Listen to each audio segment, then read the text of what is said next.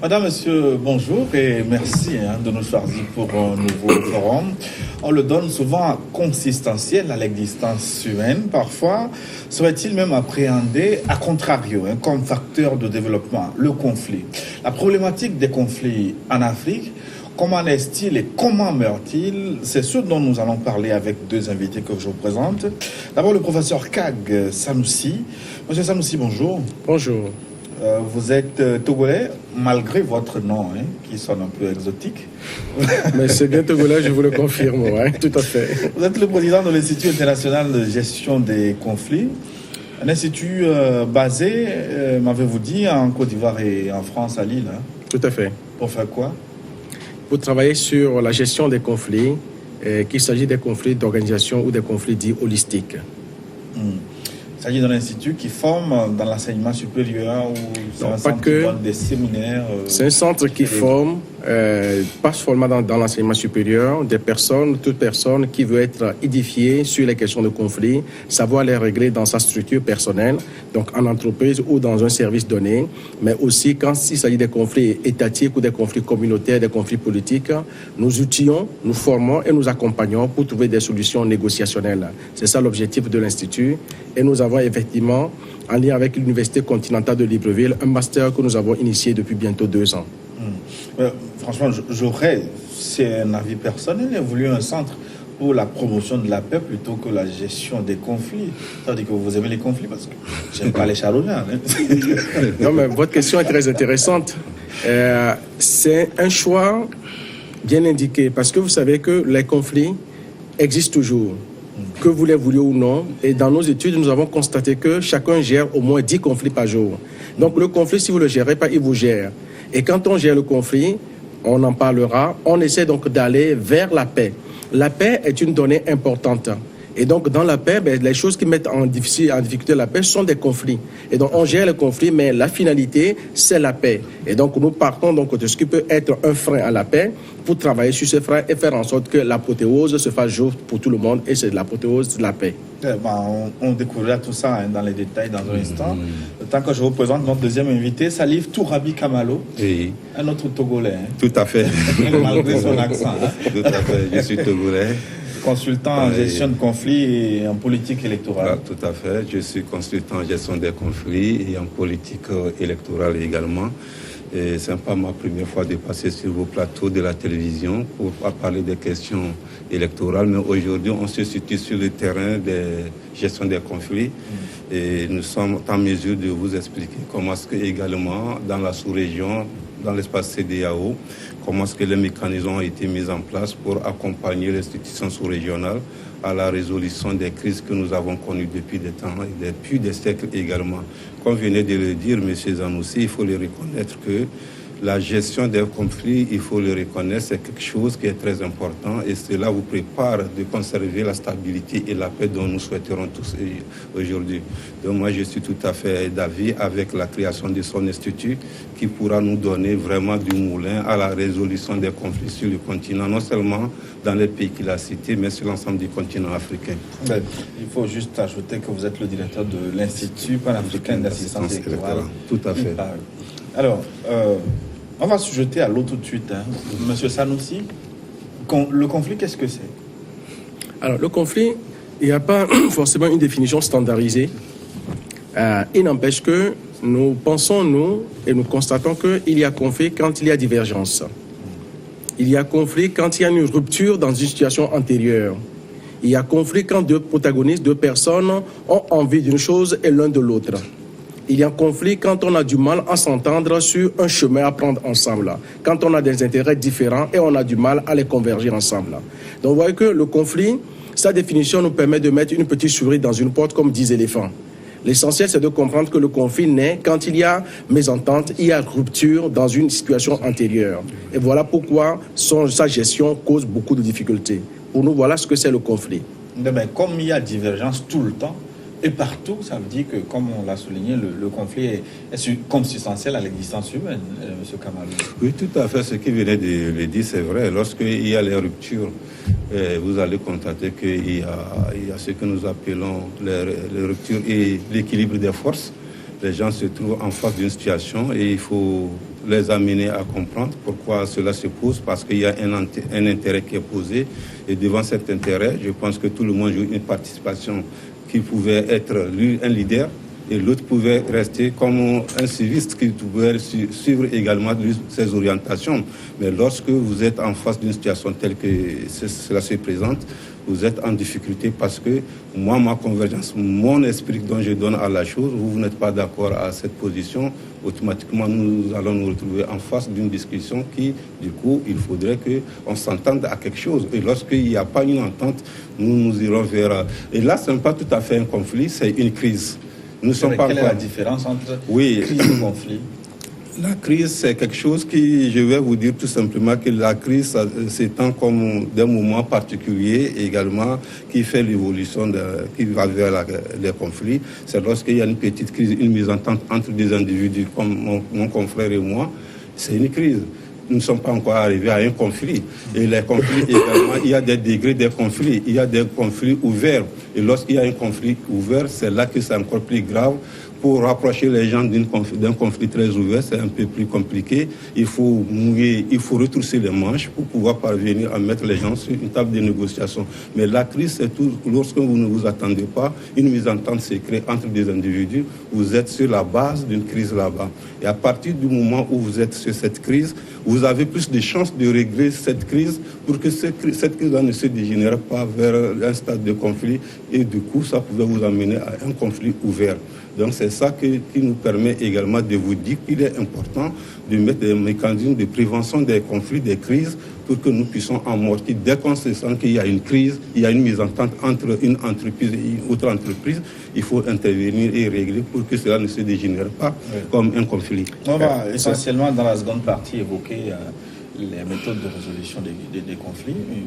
Oui, je l'ai ajouté dans la lignée de ce que dit le confrère Kamalo, et c'est pourquoi nous avons une hiérarchie dans la compréhension des choses. Oui, vous avez d'abord le risque, vous avez la crise et vous avez le conflit. Le risque, c'est quelque chose qui peut arriver, mais ce n'est pas sûr que ça arrive. Voilà. Donc, tout le monde, un vivant, risque de mourir un jour. C'est un risque. Et vous avez une construction dans une zone inondable, il y a un risque qu'il puisse y avoir inondation. Donc, quand on parle de risque, ça permet d'avoir de la prévention de la gestion des risques.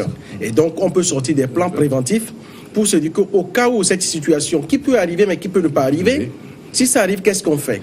Là, nous ne sommes pas en conflit, nous sommes en prévention de risque. Mais le risque peut arriver. La crise, comme le dit le confrère, la crise arrive, c'est soudain, c'est un désavantage, mais la crise n'est pas forcément un conflit. La crise peut être résolue là, parce que la crise, quand elle devient durable, elle devient conflit. Le conflit, quand il naît, on le voit, et il a plusieurs statuts. Le professeur le disait, soit vous avez un conflit qui est latent, cela veut dire que ce conflit, on sent qu'il est là, mais on ne le voit pas. Et c'est comme vous êtes dans une classe, le professeur arrive et dit, est-ce que tout va bien? Tout le monde dit tout va bien, mais vous sentez que ça ne va pas. Même chez vous à la maison, vous discutez, vous dites tout va bien, vous dites tout va bien, mais vous sentez que ça ne va pas. Donc il y a une situation qui met les gens dans une indisposition. Vous êtes en période de conflit, mais le conflit n'est pas verbalisé. Vous avez après le conflit dit refoulé. Le conflit refoulé, c'est un conflit quand il est réglé, ou il a cru avoir été réglé, il a été mal réglé.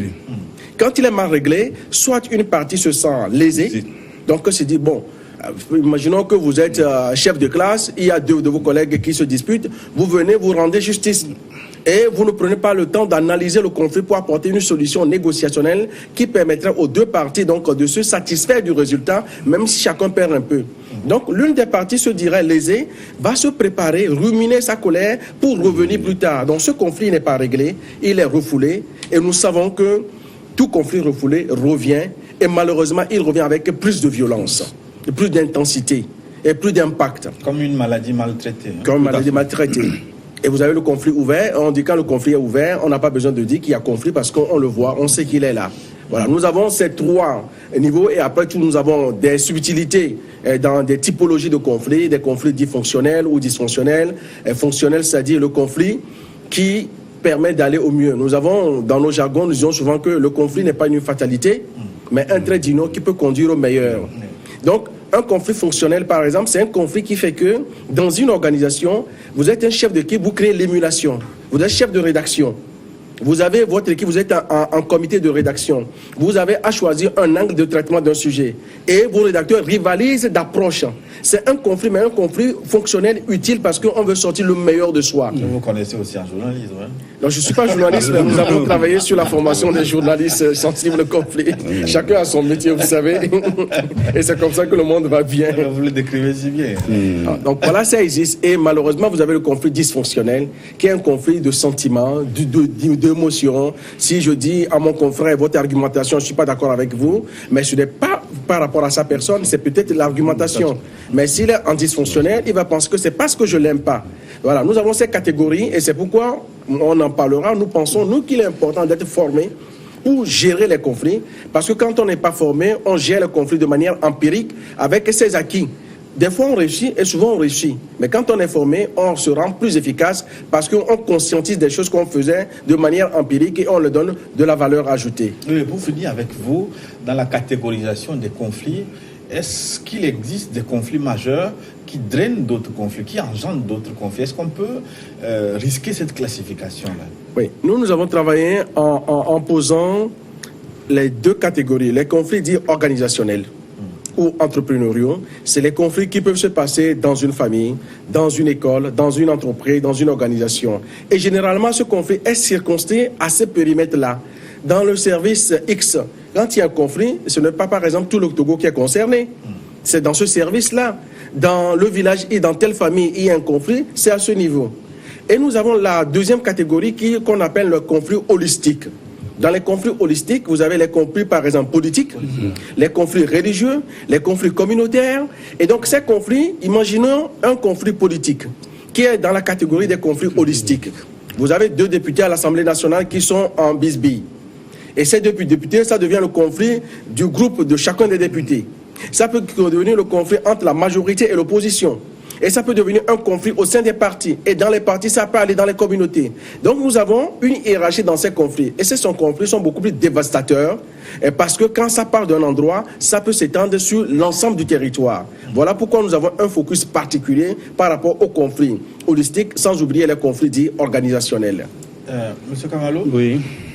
Avoir les choses de près, mais on doit se former à la gestion des conflits, non? Parce qu'ils se retrouvent finalement partout. Mais c'est la chose la moins enseignée. Comment vous expliquez ce paradoxe? Bon, c'est ça aussi, hein, l'humanité. Il faut reconnaître que les conflits ou les crises existent de tout temps. Et si aujourd'hui nous ne nous impliquons pas davantage à la résolution ou à la quête de résolution à ces situations qui freinent également non seulement le développement de nos États et de nos sociétés, subitement nous allons tomber vraiment dans une situation insaisissable et ingérable. Et avant d'y arriver à ce point, il faut donner l'éclaircissement sur les typologies des conflits. Nous avons l'étiologie des conflits, nous avons la typologie et la symptomatologie des conflits. Donc dans l'ensemble de toutes ces catégories de crises, vous avez également ce que nous disons ici, la première qui repose sur une rivalité mettant en opposition de grands partis, parce que ce qu'on venait de dire, mais il y a également ce que nous appelons ici la deuxième qui développe une approche, en somme, une structuralisation des structures. On peut être des chefs d'entreprise et que nous avons des difficultés, on ne se comprenne pas. Mais maintenant, il faut également souligner, enfin, il y a des conflits perçus comme les conséquences des changements survenus dans les activités politiques que venait d'évoquer mon cher frère, M. Zanoussi. Mais pourquoi nous devons s'y atteler? C'est d'ailleurs pourquoi je remercie l'initiative de mon frère, parce qu'on ne peut pas s'attendre à mener un monde plus paisible, un monde de stabilité, sans créer les mécanismes qui peuvent nous permettre de gérer les crises et des conflits qui sont toujours à nos portes, qui nous guettent à tout moment. Puisque c'est un esprit d'intérêt qui s'oppose entre des individus aujourd'hui. Lorsque vous faites face à ces intérêts, il y a également des mésententes et des mécontentements également qui se créent. Alors, nous sommes interpellés. C'est pourquoi aujourd'hui, si vous faites allusion à des institutions sous-régionales sur le continent africain, nous avons 5 sous-régions. chaque sous-région a pu quand même tisser des mécanismes qui peuvent également les aider à régler leurs difficultés, leurs différends qui s'opposent dans les espaces de l'Afrique. Quand vous prenez le cas de la CEDEAO, depuis très longtemps, nous avons essayé de mettre la prévention des conflits dans l'espace CEDEAO, permettre à ces institutions de suivre également l'évolution des activités politiques de nos États membres et faire en sorte que ça puisse être quand même un frein à ces situations que nous vivons. Et aujourd'hui, on n'a pas qui se dégénèrent d'ailleurs. Et aujourd'hui, les gens ne prennent pas les difficultés des crises qui se naissent également dans les entreprises. Alors, si une entreprise a des difficultés également, du coup, c'est l'économie qui est touchée. Donc, c'est pourquoi l'initiative de M. Zanussi, c'est très salutaire parce que les gens ne considèrent pas. En Afrique, nous avons tendance de dire que sans un conflit, c'est lorsque les gens prennent les armes. Les gens se battent sur quelque chose et là, maintenant, il faut prendre les choses au sérieux. Et si nous voulons construire un monde de stabilité et de développement, il faut que nous ayons à l'esprit de prendre les choses à temps et au sérieux, commençant par la prévention des crises. C'est pourquoi d'ailleurs, ceux qui auront la chance d'être formés dans leur institut pourront mener cette armada autour de leurs fonctions au niveau des entreprises pour régler un certain nombre de problèmes dont aujourd'hui l'État n'arrive même pas à gérer et également permettre également à ces gens qui ont eu cette formation de donner leur contribution aux institutions qui en ont tant besoin également. Oui. Alors, Katsanussi, pourquoi dans les curricula de formation, la gestion des conflits est souvent absente? Pourquoi elle n'est pas enseignée? Je pense que c'est une erreur collective. Tout à fait. Nous aussi, tout le monde est concerné parce que quand on parle de conflit, souvent on pense que c'est l'autre. Et des fois, nous avons l'expérience où quand on parle de conflit, non, c'est les politiques. Mais non, le conflit, d'abord, et avant d'aller peut-être à la réponse plus précise, il faut d'abord comprendre que la première partie des conflits, c'est le conflit intrapersonnel. C'est-à-dire qu'entre soi, on est tout le temps en conflit. Avant d'arriver sur ce plateau, vous, monsieur le présentateur, vous peut-être discuter entre le costume que vous allez porter, entre la cravate que vous allez prendre, entre le chemin que vous allez prendre. C'est un conflit. C'est le conflit intrapersonnel est fondamental parce que ça conduit à la réaction que vous avez vis-à-vis de l'autre. Si vous me parlez mal, par exemple, c'est pas le cas, j'ai le choix de vous répondre mal ou de ne rien dire. Cela veut dire que, suite à une situation donnée, je suis en conflit. Et ce conflit intrapersonnel est fondamental parce que ça conditionne comment on avance. Ce n'est pas pour rien que dans nos traditions, on dit qu'il faut tourner 7 fois sa langue avant de parler. Cela veut dire que quand vous êtes face à une situation, avant d'agir, il faudrait donc se dire, qu'est-ce que je fais? Je peux choisir de réagir ou je peux choisir d'agir.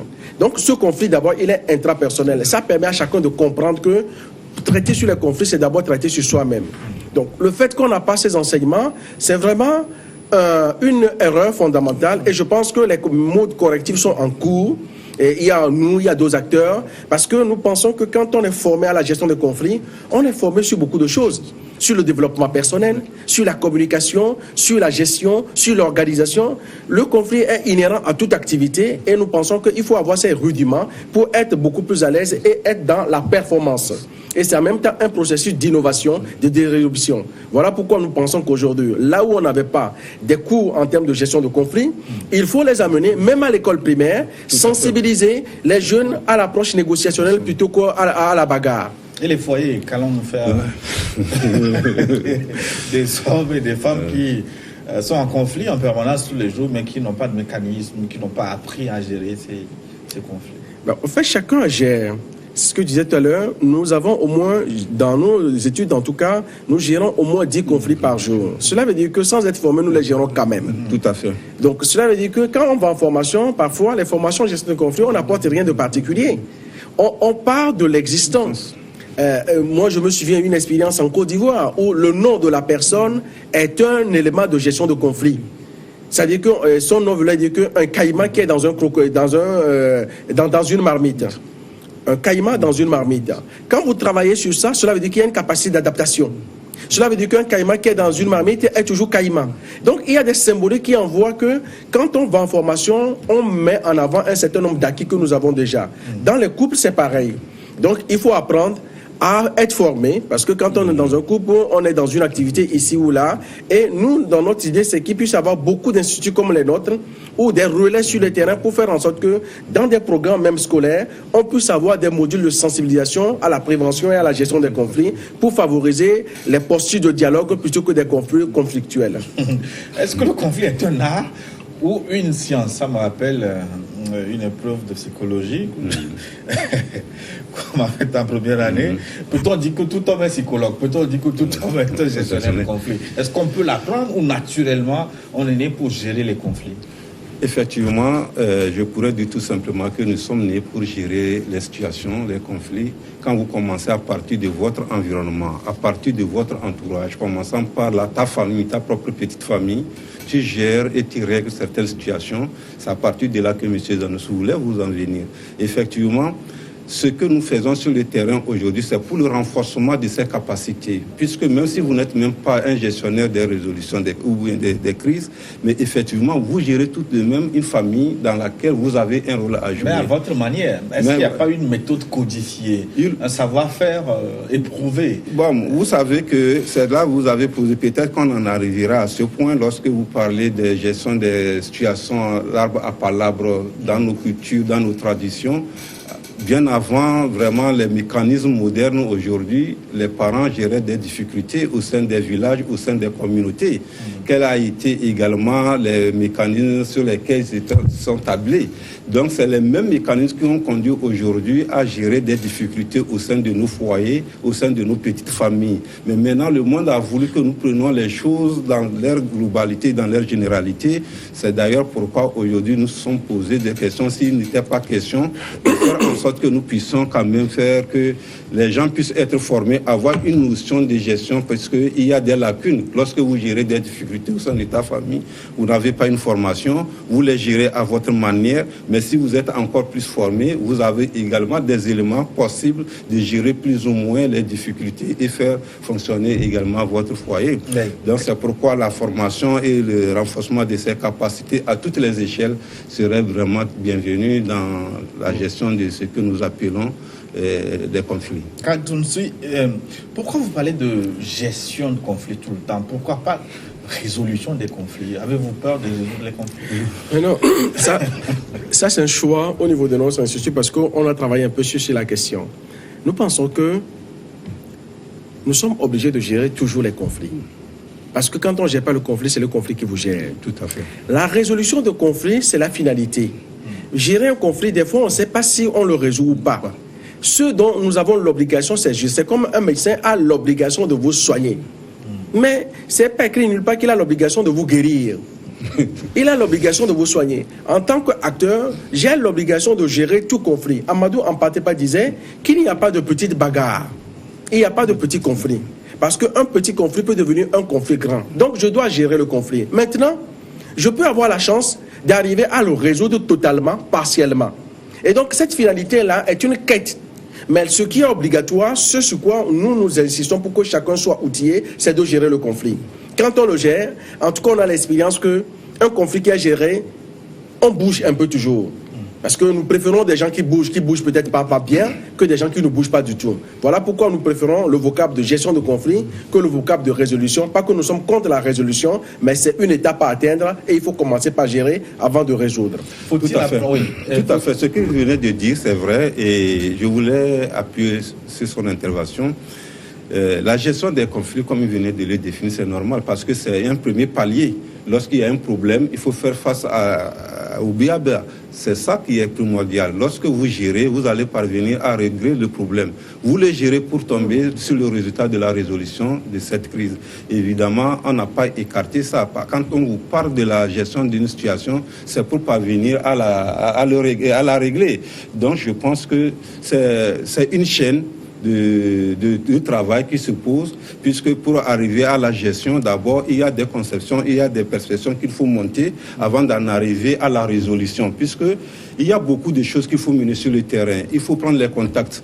Au-delà des contacts, il faut revisiter également les propos que les gens vous donnent comme information. Il faut être outillé, être informé, d'être pouvoir disponible pour pouvoir écouter les gens. Donc c'est toute une stratégie que vous allez mettre au premier point avant de pouvoir songer à régler le problème. Il faut avoir tous les atouts, tous les éléments, tous les mobiles qui causent la crise avant d'en arriver à la résolution. C'est à partir de cette gestion que vous pouvez quand même dépister les pistes qui peuvent vous amener à la résolution.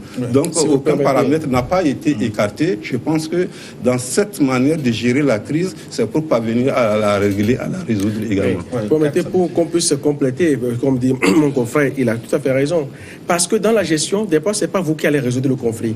Quand je gère un conflit, quand je rassemble les éléments, je peux m'apercevoir que par rapport à ce conflit, je fais appel à un tiers. Tout à fait. Je vous donne l'exemple de journaliste dans votre rédaction. Vous êtes obligé de gérer le conflit, mais vous n'avez peut-être pas les moyens pour le résoudre.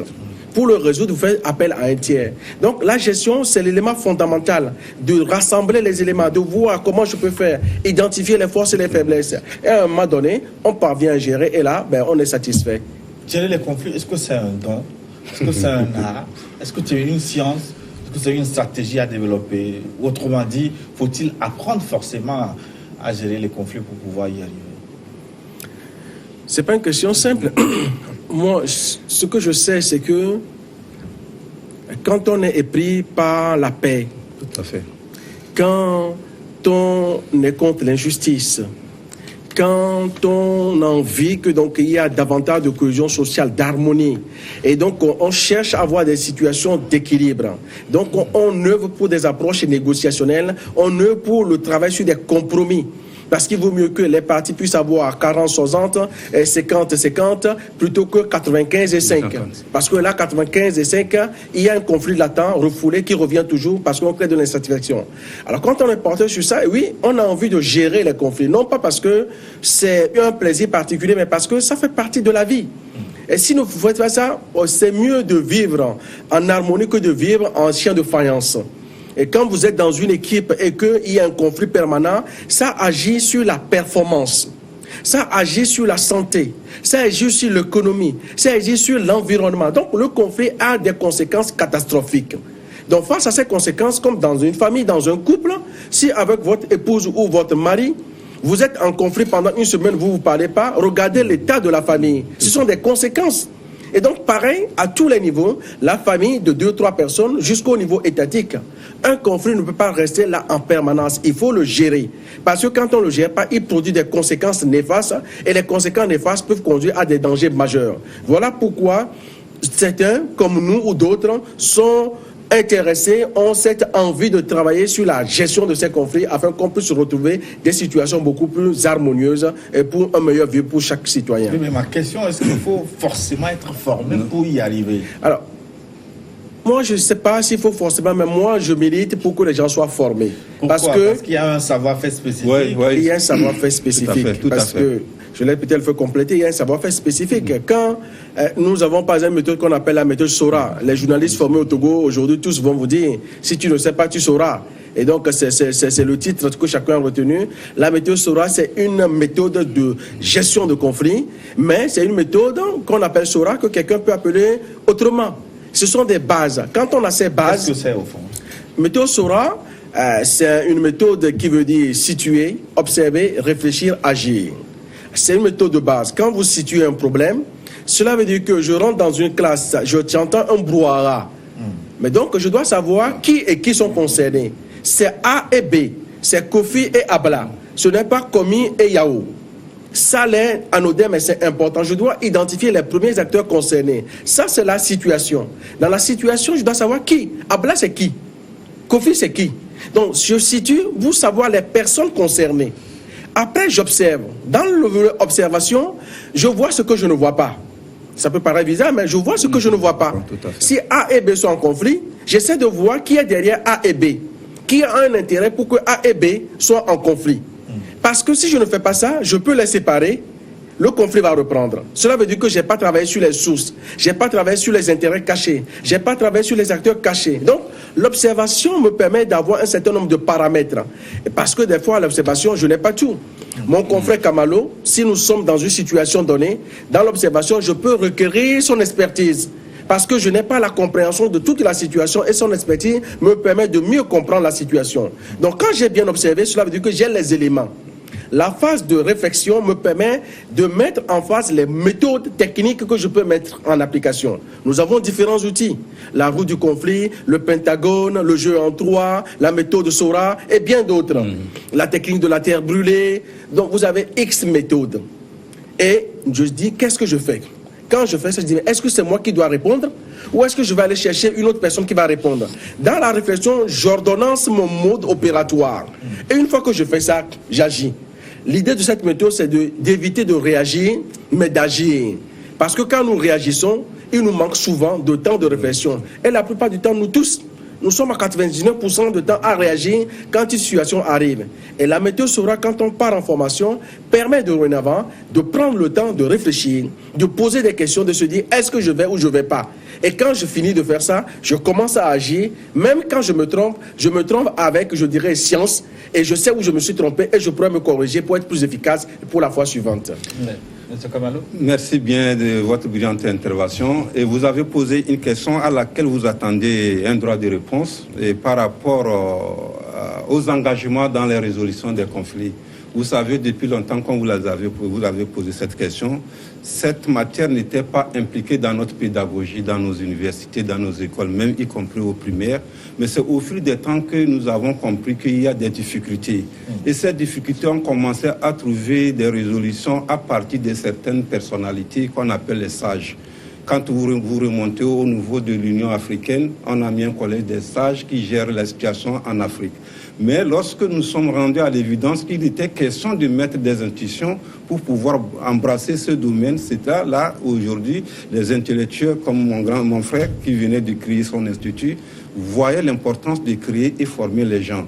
C'est une matière, c'est un domaine très sensible et très délicat. Vous ne pouvez pas vous lever du jour au lendemain que vous êtes un facilitateur ou un médiateur ou un conciliateur.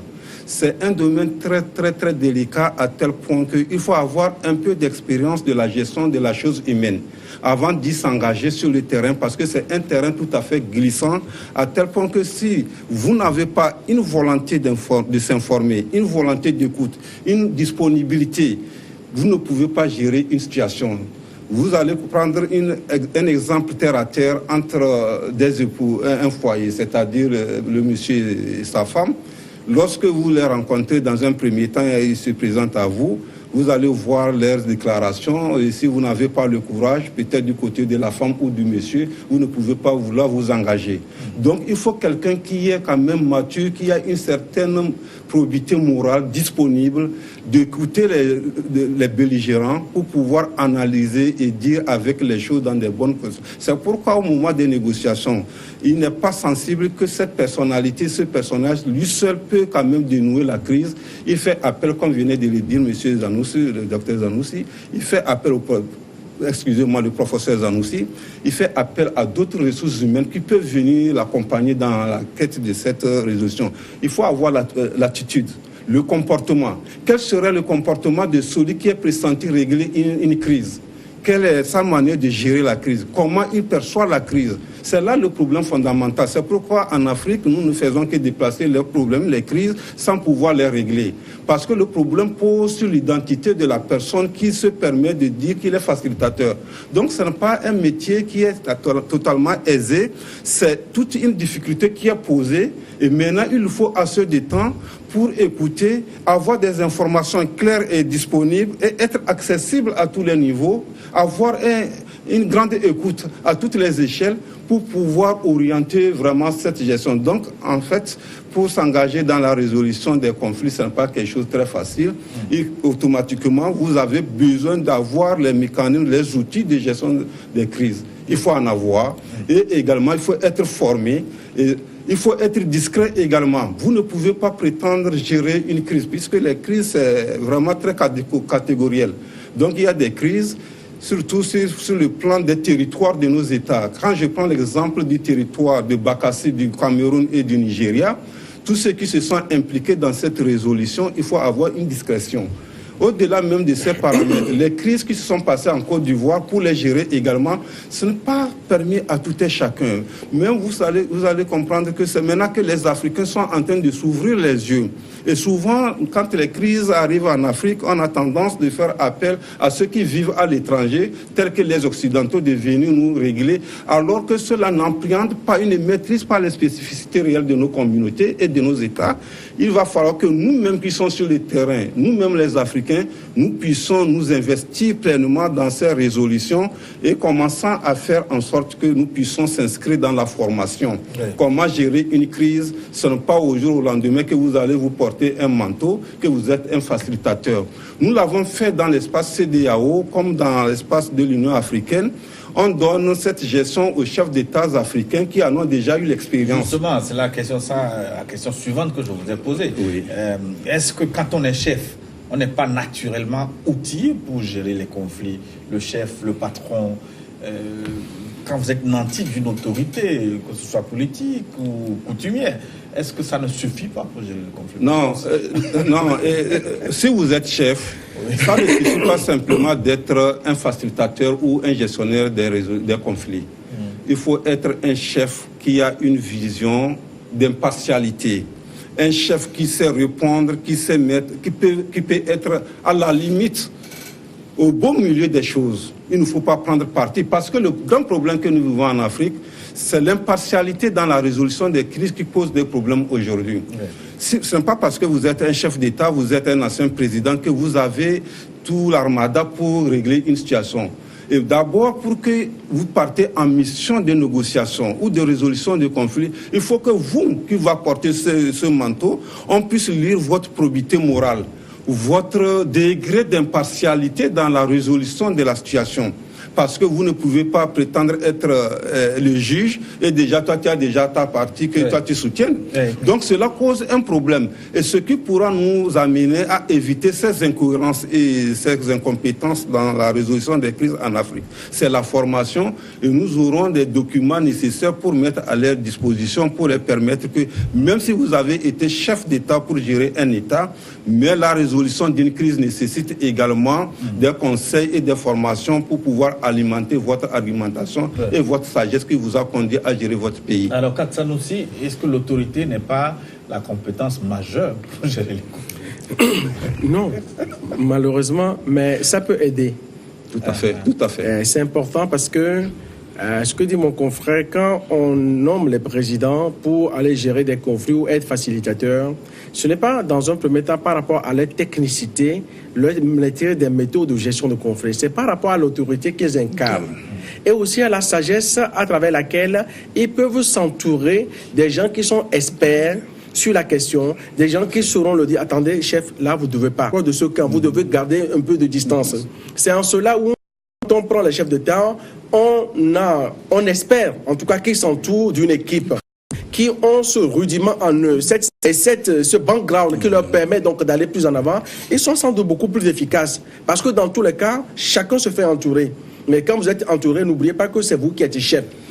Et les conseillers, ce sont que des conseillers, c'est vous qui décidez. Si vous n'avez pas de la matière en vous, en préalable, ben les conseillers peuvent des fois parler, vous n'êtes pas accessible. Vous ne pouvez pas comprendre certaines nuances. Voilà pourquoi il faut prendre sensibiliser. C'est des gens qui n'ont pas de temps, mais c'est des modules de sensibilisation de quelques heures qui permettent des gens de se dire, ok, je suis... Parce que, de toute la façon, la formation, à tout âge, on se forme. À tout âge, on apprend. Et je pense que dans ce domaine, on n'a jamais fini d'apprendre pour s'étoffer, pour être encore plus performant. Donc, il est dangereux d'être chef de village, chef d'entreprise. Je ne veux même pas dire chef d'État, sans être formé à ces choses, la gestion des conflits. C'est hasardeux, non? Non, c'est-à-dire que la formation en gestion des conflits n'est pas l'alpha et l'oméga, dans lesquels les gens ont appris. Vous avez fait de la sociologie, vous avez fait de la psychologie, vous avez fait des sciences humaines, vous avez fait de l'instruction civique, vous avez une culture religieuse. Donc, il y a des choses qui vous donnent quand même des rudiments pour gérer avec ça. une formation spécifique en gestion de conflits et pourtant, on parlera par exemple de l'intelligence négociationnelle. Pourquoi on a créé ce concept? Parce que vous pouvez avoir quelqu'un dans un village qui n'a jamais mis pied à l'école, mais sa capacité de gérer ou est 1000 fois meilleur que quelqu'un qui est bardé de X doctorat. Tout à fait. Et donc, je pense qu'il ne faudrait pas trop idéaliser le fait qu'on dit formation en gestion de conflit. Nous avons dans nos traditions des éléments. Je ne milite pas contre mon institut, au contraire. C'est pour montrer que quand on forme, on est performant, mais quand on n'est pas formé, il ne faut pas penser qu'il n'y a rien qui n'existait. Nous avons des choses en Afrique ou dans d'autres continents qui ont permis à des nations tout entières de gérer les conflits. Et je finis juste en disant que, souvenez-vous, dans les villages, quand un conflit était censé régler, il est réglé. Souvent, il ne revenait plus. Tout à fait. Parce que nous avons des codifications qui font que vous êtes obligés. Quand on dit le conflit est réglé, il est réglé. Mais de nos jours, dans la modernité des choses, le même conflit, mais c'est le mythe de Sisyphe, on le règle, on le règle, et il revient sans cesse. Donc c'est pour dire qu'on a perdu aussi un peu de la mise en œuvre des pratiques, je dirais, traditionnelles que nous avons avant, qui nous permettaient dans les villages d'être carrés dans la gestion des conflits. Oui, ben, on abordera cette question largement pour la deuxième partie. Où est passé notre palabre en Afrique? Oui, souvent aujourd'hui, il faut le reconnaître que les chefs traditionnels ne sont pas impliqués dans la gestion des résolutions des conflits sur le plan national. Ils sont restés dans leur cadre. Mais sur le plan local, arrivent-ils à régler les problèmes? Oui, ils arrivent à régler les problèmes si le politique ne s'immisce pas dans la résolution des conflits ou des crises au sein des localités où gouvernent ces chefs. Parce que le chef est en train de régler une situation, il va prendre une décision ou alors une orientation de son ministre de l'administration territoriale d'où lui émane. C'est ça qui cause le problème. Alors, les nationaux de résoudre les problèmes. Vous connaissez le cousinage à plaisanterie existait dans nos États. Et comment est-ce que les vieux, ils n'ont pas été à l'école, ils arrivaient à régler les problèmes tels qu'ils venaient de dire M. Zanoussi, le docteur et professeur Zanoussi? Définitivement. C'est parce qu'il y a une certaine confiance à ces chefs. Il y a une certaine neutralité à ces chefs. Il y a une certaine, comment est-ce que je pourrais dire, comment qualifier ça? Il y a une certaine discrétion à ces chefs. Vous ne pouvez pas être un facilitateur ou un médiateur sans que vous ne soyez pas dans une forme de discrétion. Et ces chefs de village, ces chefs coutumiers ont eu le mérite de les en avoir. C'est ce qui les a permis aujourd'hui. Mais maintenant, pourquoi ils échouent dans la résolution des crises? Parce que d'abord, dans un premier temps, ils ne sont pas associés. Et deuxième point également, ça semble prendre que bon, c'est l'administration qui peut régler le problème. Vous savez, tout ce que le Togo a connu comme la crise aujourd'hui, que ce soit les crises politiques, les chefs pouvaient même également s'impliquer sans en solliciter d'autres personnalités du continent africain.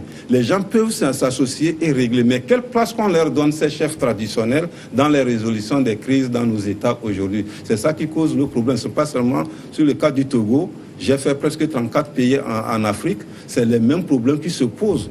Lorsque la crise naît, les crises naissent dans les villages ou dans les localités un peu isolées de l'administration. Quand vous prenez la crise entre les éleveurs et les agriculteurs, c'est dans l'arrière-plan du pays. Mais le chef du village est plus proche, le préfet est plus proche. Mais quelle est la place que donnent ces autorités? Le préfet donne au chef de village de contribuer à la résolution de la crise. Et c'est ça qui fait qu'aujourd'hui, si cela n'a pas été pris à temps et au sérieux, nous en arriverons à une crise, à un conflit ouvert et subitement nous tombons à un conflit armé.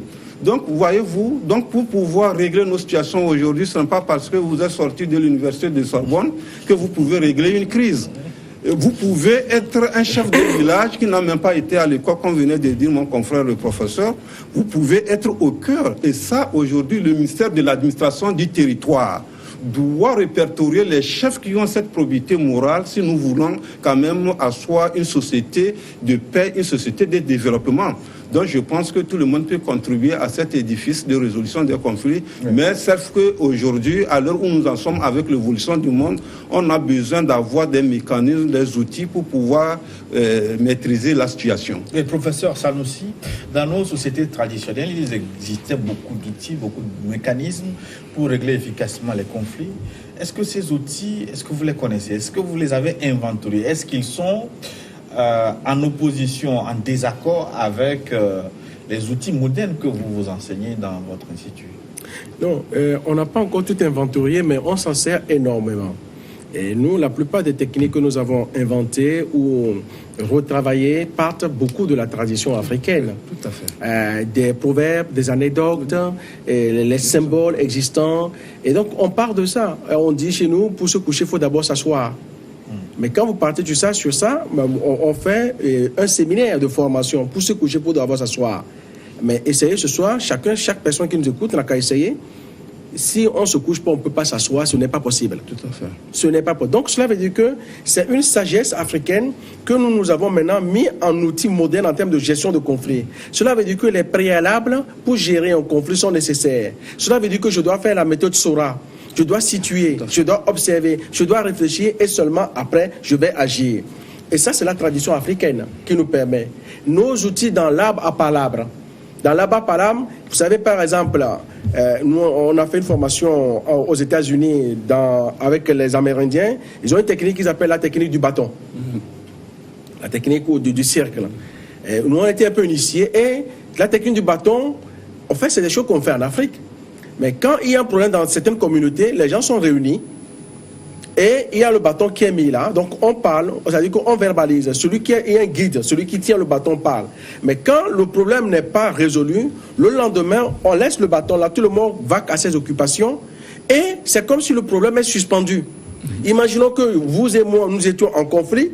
Si le problème n'est pas résolu, le lendemain, quand on se voit, on fait comme si de rien n'était, on vit normalement. Parce qu'il y a des codes qui permettent de faire ça. Le premier qui va transgresser cette loi est puni par la communauté. Ça, c'est des pratiques qu'on a. C'est-à-dire qu'on prend la communauté qui devient le facteur de régulation des conflits. Et dans nos traditions, dans beaucoup de villages, on avait ça. Vous ne pouvez pas vous mettre en marge de la communauté. Les blagues, les plaisanteries à cousunerie. Au Togo, on n'en a pas, entre pas dans les Koutoukouris, les MOBA. Et les gens du Burkina Faso. Ils ne peuvent pas se faire la guerre. Ou les Goumaché. Les Goumaché, les Wawa et autres. Mais c'est des choses dans beaucoup de communautés. Vous allez au Tchad, vous avez entre les communautés, vous avez au Cameroun, vous avez en Centrafrique. Ça permettait de ne jamais se déclarer la guerre entre les communautés. Les gens pouvaient s'insulter de toutes les insultes, mais ça arrête dans l'amusement. Et ça, aujourd'hui, dans la chanson aussi, les Wassi, les hackers, etc. Je voulais ajouter quelque chose qui est très intéressant. Et ce qu'il faut reconnaître, c'est que les méthodes qu'utilisaient les chefs de village, je pense que dans la confection des documents aujourd'hui que la CEDEAO utilise, une grande partie a été prise en compte. Sauf que les gens n'ont pas une volonté d'aller à la résolution directe de la situation. Pourquoi vous allez le dire? Ils n'ont pas la volonté, ils n'ont pas les moyens. Non, ils n'ont pas la volonté. Lorsque vous avez pu définir la nature du conflit, et ça les chefs de village le faisaient, vous avez identifié les acteurs du conflit, cherché à connaître l'origine et les causes réelles du conflit. Les chefs du village le faisaient, c'est parce qu'en ce moment, ils délèguent également ses disciples. Ils les envoient dans les villages, ils rencontrent les gens et aujourd'hui, sur le terrain des résolutions ou de la prévention des conflits, vous allez à la collecte de l'information sur le terrain. Moi, j'y étais en 2007 lorsque, au nord du Niger, il y avait une rébellion qui s'opposait. Je suis allé au nord du Mali, à Kidal, lorsque, en 2007, cette rébellion naissait. J'ai fait ces collectes d'informations. Je suis revenu à la cellule de prévention des conflits au niveau du Burkina Faso. Et ça, c'est la CEDEAO qui avait mis ça sur place. Ils avaient tous les éléments. Quand vous avez toutes les informations, la collecte a été bien posée, bien faite. Vous avez les éléments d'information. C'est de donner à la chose la volonté réelle de régler la situation. Mais aujourd'hui, dans la pratique moderne, vous allez se sentir que les gens ont toutes ces informations, mais lorsqu'un facilitateur vient maintenant, il a déjà une vision, une partie prise. C'est pourquoi on ne fait que déplacer les situations à une place donnée. Alors, quelle est cette main invisible qui empêche de régler efficacement les problèmes en Afrique? Et d'ailleurs, pourquoi l'Afrique est-elle criblée de crises? Le nombre de conflits en Afrique est-il révélateur des maux des sociétés africaines? On va en parler au cours de la seconde partie, juste après une pause pour une nouvelle édition du journal sur votre chaîne. À tout de suite. Je peux.